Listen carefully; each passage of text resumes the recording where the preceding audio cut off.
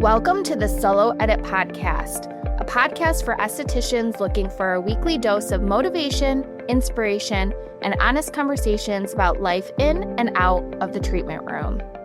So excited to have Lindsey Rapp here. She is a registered dietitian and esthetician, and I actually recently met her at the Mappin event. I don't know if that's how you pronounce it, but that's how I do it. We had a little bit of time to chat, and I'm really excited to have her because there is no denying that there's definitely a link between our gut health and our skin health. So I thought she would be a really awesome person to have on this podcast because she has so much information. Without further ado, welcome, Lindsey. I want to start in and just ask you about your experience as a dietitian and how it has shaped the way you are in the treatment room. Thank you, Sarah. Thank you so much for having me. So I've been a registered dietitian for 16 years now. I also have my master's degree in nutrition, and most of my experience has really been in a clinical setting. So working in hospitals, I specialized in managing nutrition for ICU patients. So like creating tube feed formulas. I've also worked with cancer patients who were going through chemo. And so I've always had like a strong interest in the wellness space. So nutrition, fitness, and health and beauty, it's always been kind of connected for me. So after I had kids, I really wanted to get back to work, and I just decided I wanted to pursue something that I genuinely loved. And I've always been passionate about skincare. Like I was the girl getting monthly facials all throughout my 20s. So I went back to school and I got my aesthetics license in my 30s. And my background in dietetics, it really shapes the way that I approach skincare and how I treat my clients. You know, our body, our skin, our overall health, they're all connected. And so the phrase, you are what you eat, it's definitely true when it comes to skin health. And the skin is really a reflection of what's happening on the inside. And I think that's really important for me to talk to my clients about that. And there is something when somebody is really healthy and they take care of themselves, you absolutely can see it in their skin. And that was like one of the first things I noticed about you is that you just looked really, really healthy from like the inside out. Like your skin is beautiful. There's a lot of talk about, is it appropriate to talk about diet to our clients, especially for estheticians that don't have a background in dietetics? But also it seems like, it's a disservice if you don't talk to them about it because there's definitely a connection. So let's talk about the gut-skin axis and how you talk about it in the treatment room. Okay. So, the gut-skin axis, it's definitely like one of the most important things that I talk to my clients about. Basically, it's how your gut and your skin are connected. So you kind of think of your gut as your internal environment and your skin as a mirror that's reflecting what's happening on the inside. And so when your gut is inflamed or it's out of balance, it'll absolutely show up on your skin. So, for example, I've seen clients who have struggled with like persistent acne. And, once we start looking at their diet, their gut health, cutting back on inflammatory foods, adding more fiber, maybe even introducing a good probiotic, they notice a big difference in their skin. I've also worked with people dealing with like rosacea and eczema flare-ups. And, when we made gentle dietary changes, like reducing sugar, maybe some gluten, their skin usually calms down. It's also important to understand that it's not always just about the food. Like your topical care still matters. And so the real lasting change like happens when you address both sides. Because skin health it's truly a two-way street. So your internal and your external care, they work together. And you can't fix your gut health issues with just a cleanser. And you can't really glow from the inside out if you're not also treating the skin itself. And so like my approach, it really just like blends both worlds, like nutrition and aesthetics. And you kind of support the skin from all angles. Side note, a lot of college students, they will eat a lot of junk food, drink a lot. Is it true that like you may not see inflammation, early on, but then you start to see it later in life because of maybe damage you've done? I mean, possibly. Yeah. I mean, I think that when you're young and you're in college and you're drinking and eating those foods, you don't really see it because also you're young and our skin, it turns over quicker. And, a lot of people do damage in their 20s, but they can still look good. And so it all catches up with us. It's kind of like how if you're not using sunscreen when you're young, and even in your 20s, I mean, it'll show up 10 years later in your 30s. All that pigment will come out. You got to start repairing. And so it's really just about starting early and being healthy from the get-go. That's what I figured. What are Yeah. some common myths that we hear when it comes to diet and skincare? We know that the wellness world, there's a lot of, trends that happen. We see it on Instagram. I feel like we're bombarded with these things every day. What is true? What's just hype? And how do we navigate that? So yeah, I mean, I think with the surge of like Instagram and TikTok, a lot of people are coming on and, purporting these claims, and it's not always true. And everyone is individual, and what works for one person may not work for another person. So like one thing that's huge is, that dairy causes acne, and it depends. Like some people are sensitive to dairy, especially skim milk. It's been linked to acne in certain studies. It may be due to the hormones or the molecules in the milk sugar that can affect oil production. But dairy doesn't just cause acne for everyone. Like I always tell my clients, if you suspect that dairy is exacerbating your acne or any of your skin issues, you can try a short-term elimination diet and just see how your skin responds. But you can't just assume that cutting dairy is like a cure-all. Also, another big one is gluten-free, that being gluten-free is better for your skin. Unless you have celiac disease or a diagnosed gluten sensitivity, going gluten-free will not necessarily improve your skin. Now, that said, some people with underlying inflammation or autoimmune issues, they may notice changes in their skin when they reduce gluten, but it could be simply just because they're lowering their inflammatory load overall. And again, it's like all about the individual. It's not inherently bad for the skin unless your body is reacting to it. That makes sense. Another thing is like the detoxes, especially these juice cleanses. Our bodies have the natural ability to detox itself. And we have liver, we have kidneys, we have our lymphatic system. These systems are all naturally detoxifying waste from our body. Yeah. And so juice cleanses, they're really just not the best. They're full of sugar, which spike our blood glucose. They're low protein, they're low in fiber. And usually this just can do more harm than any good. So like true skin detox, it really comes from like long-term support, like eating these whole foods, antioxidant rich foods, staying hydrated, managing your stress, getting good sleep, and just taking care of like your gut health and your overall health in general. That's so funny. I'm going to have my husband listen to this episode because he's always trying to get me to do juice cleanses with him. He loves to do it, but I am borderline diabetic, and I tell him all the time, like, that's not good for me. It's full of sugar. And he's like, it doesn't have that much sugar. He's like, just a couple carrots. I'm like, carrots have a lot of sugar. Like I cannot do these juice cleanses with you, So I think it's also important, not that juice cleanses are good inherently, but like what is good for somebody or okay could be detrimental to somebody else for sure. Right. So one thing that I do really like, and it's not exactly a cleanse, but I do like green juice. And honestly, one of my favorite juices to get is the green juice from Trader Joe's. It comes in the big container and it just says cold pressed green juice. I mean, the first couple ingredients are like cucumber and celery, and then it has some grapefruit and some lemon, but it's very low sugar.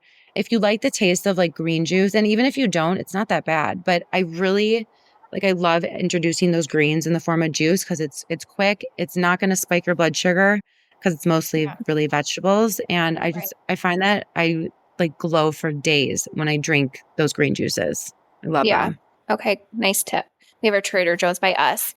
What are some inflammatory foods and how do we know that they're negatively impacting our skin? So this is something I often talk about with my clients because what we eat can either help calm the inflammation in our body or it can contribute to it. And then that'll show up on your skin. So some common triggers, refined sugars, obviously, it spikes our insulin. It can trigger oil production, inflammation. And often this shows up as like cystic breakouts, along the jawline or the chin, like especially the skim milk, like we talked about. It may contain hormones, maybe some growth factors that, can worsen acne, but in sensitive individuals. Alcohol is a big one. Alcohol, it dehydrates the skin. It disrupts our gut health, our sleep. It leads to that ruddiness in the skin and the dullness in our complexion. I find that a lot of clients who really limit their alcohol intake or just don't drink at all, they tend to look like so much better. Also, ultra processed foods, fried foods, packed with additives and oils, salts and sugars, and it all can just contribute to like a low grade systemic inflammation. And so when you have too much of these inflammatory foods in your diet, it can show up in like many forms. Like I said, the cystic acne, for sure, puffiness in our skin, the redness, the sensitivity, even rosacea and eczema flares. These are all linked to compromised skin barriers and gut dysfunctions and just inflammatory triggers. Yeah, that definitely makes sense. Conversely, what are some anti-inflammatory foods that we can eat to help support our healthy skin journey? So, whole foods that are high in antioxidants. So, you're thinking like berries, all the colorful vegetables, leafy greens, green tea, turmeric. Antioxidants, they help to neutralize free radicals and they help protect our skin cells and they promote a brighter and more even skin tone. Also, like omega-3 fatty acids found in fatty fish like salmon, and then also chia seeds, flax seeds, walnuts. These all can help reduce inflammation and support a resilient skin barrier. And then fermented foods, which are obviously huge in the Korean diet, like kimchi, sauerkraut, kefir, yogurt, these foods can help support like a healthy gut microbiome.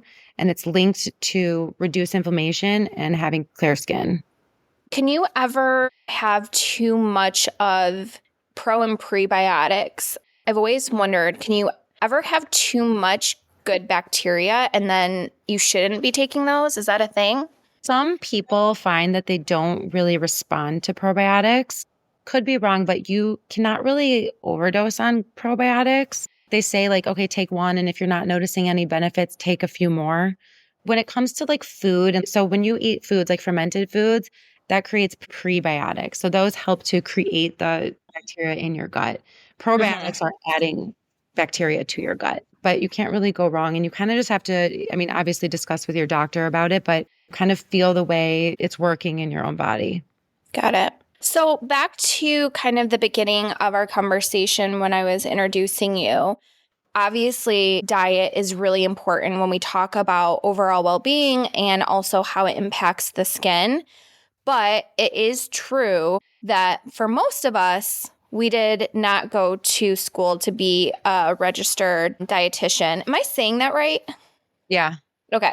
What are some ways that we can creatively talk to our clients about diet without overstepping?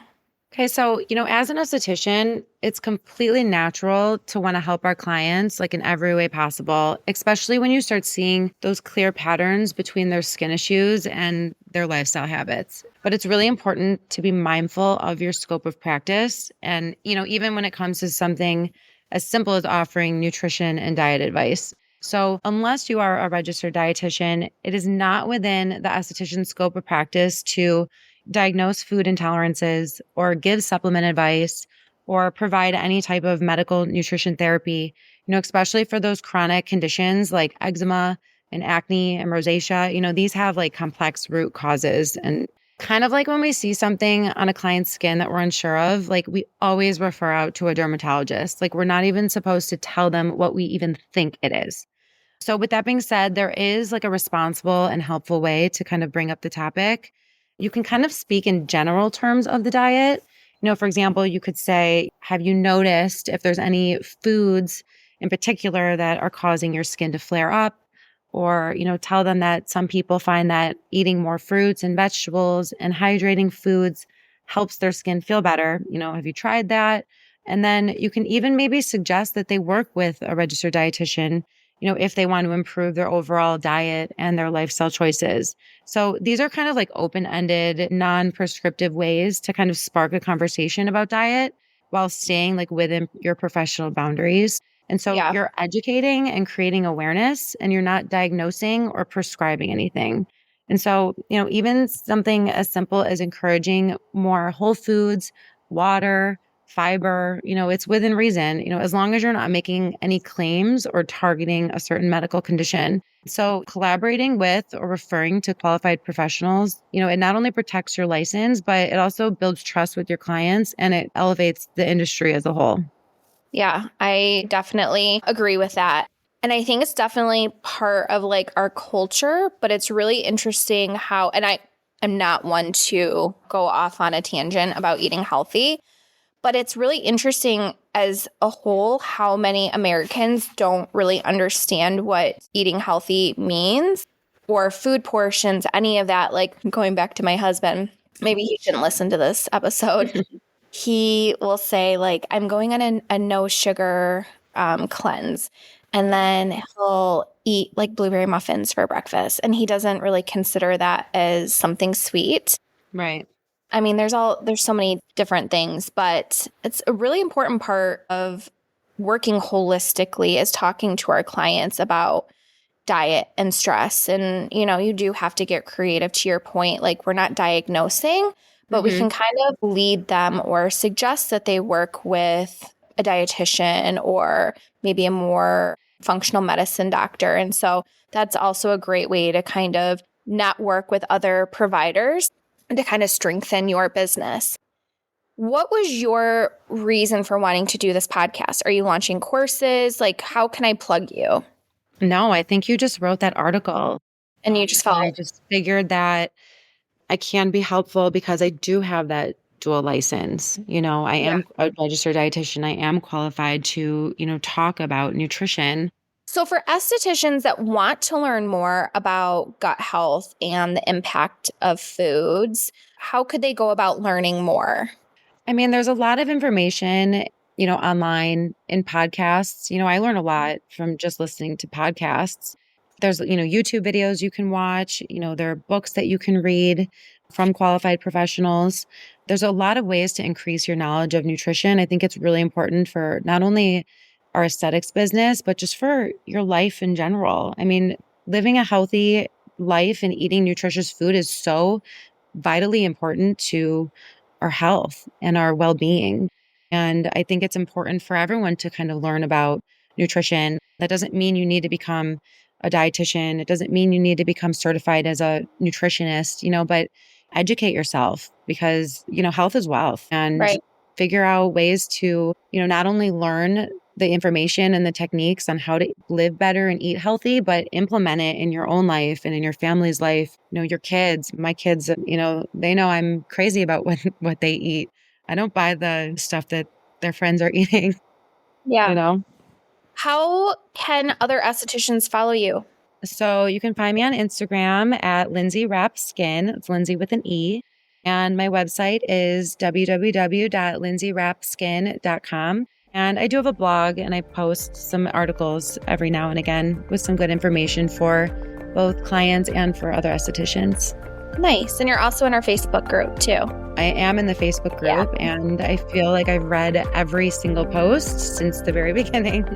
Well, thank you so much for coming on today. Again, I feel like you're just a wealth of information and this was much needed. And I think you might do a guest blog on our site. We still have to talk about that, but that'd be awesome. So thank you again for today. I would love that. Thank you so much, Sarah, for having me.